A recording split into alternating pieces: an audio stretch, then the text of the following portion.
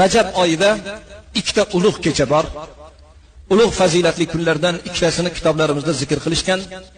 Shulardan birinchisi Rag'oyib kechasi, Rajab oyining birinchi jumasi. Ya'ni bu Rag'oyib kechasida nima bo'lgan? Rag'oyib kechasining tarixi nimadan iborat?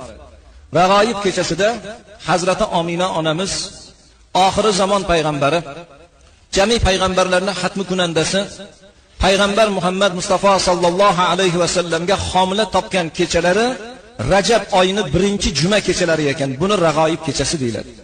Kechalari qoyimlikda Allohdan iltijolar qilib, duolar qilib bu kechani o'tkazgan odamlar bo'ldi.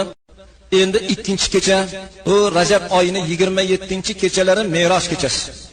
Payg'ambarimiz marhamat qilgan ekanlarki, meni payg'ambar qilib yuborgan Allohning nomiga qasamki, qaysi bir ummatim Rajab oyiga yetib bir kun bo'lsa ham ro'zadorlikda o'tsa, bir kun bo'lsa ham kechada qoyimlik bilan, xushyorlik bilan ibodatda o'tadigan bo'lsa, do'zax nomini vujudiga Alloh harom qiladi deb bashorat bergan ekanlar.